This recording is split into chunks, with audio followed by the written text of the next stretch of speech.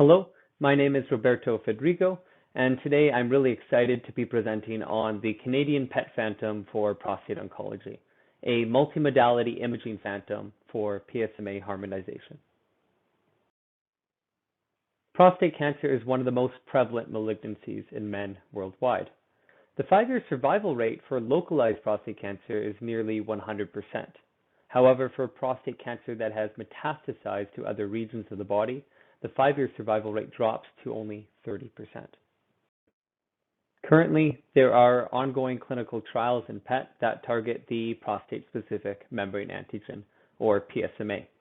Images with PSMA PET result in improved detection of metastatic prostate cancer.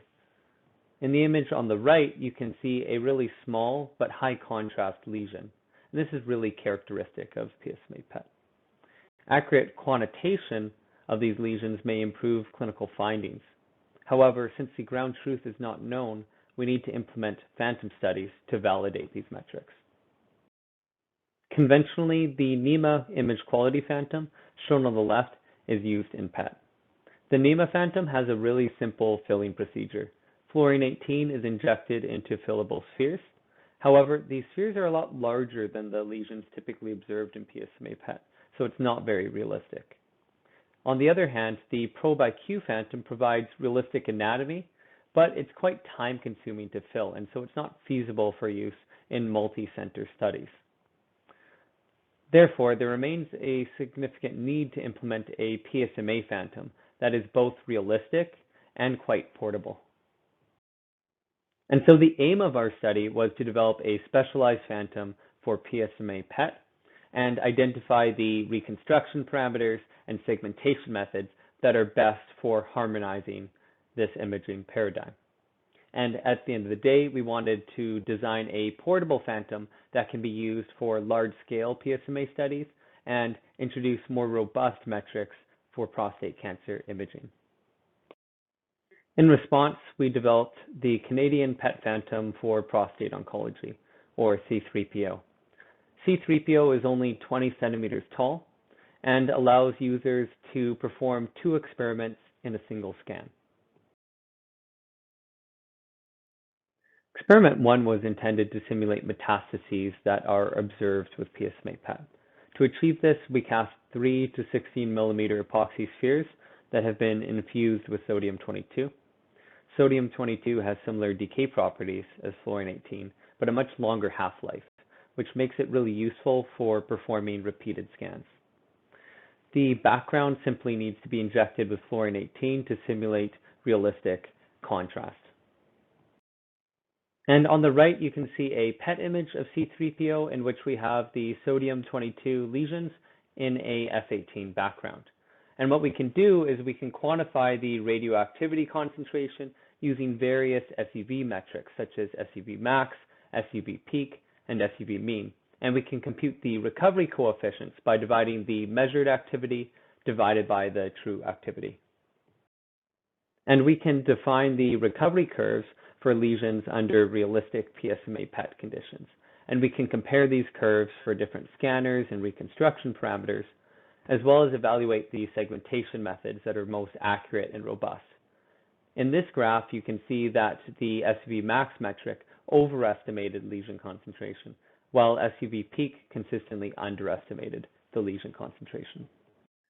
Meanwhile, experiment 2 was intended to evaluate the quantitative limits of the scanner. We created cylinders that can be inserted into C3PO, and each cylinder contains a spherical cavity that ranges between 3 and 37 millimeters in diameter. And these cylinders can be injected with fluorine-18 to simulate lesions under the ideal scanner limit, in which no background activity is present and activity only exists within the lesion. And here are PET images of experiment 2. We placed regions of interest to match the true volume of each sphere, quantified the total activity, and then computed recovery coefficients in which the measured activity is divided by the true activity. And here we can plot the recovery coefficients versus the lesion diameter.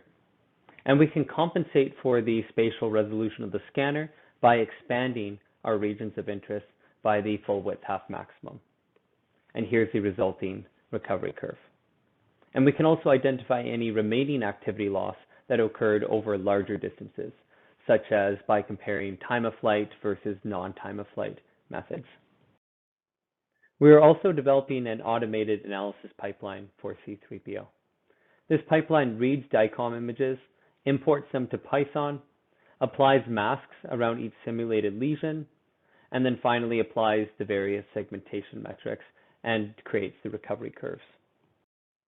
In conclusion, we designed the Canadian PET Phantom for prostate oncology. C3PO is quite portable and allows researchers to perform 2 experiments in a single scan. We developed and tested the protocol for C3PO, which requires less than 20 minutes of preparation and 9 minutes of scan time, which makes it feasible for use in multi-center studies. And it also contains these sodium-22 epoxy spheres, which have low activity and make it simple to ship from a radiation safety perspective. And overall, this phantom appears to be quite useful for harmonization of PSMA PET. And finally, I would like to thank everyone involved in this project and our collaborators, Yugoslav Kitanovic and Scott Young from the BC Cancer Machine Shop. Thank you for listening.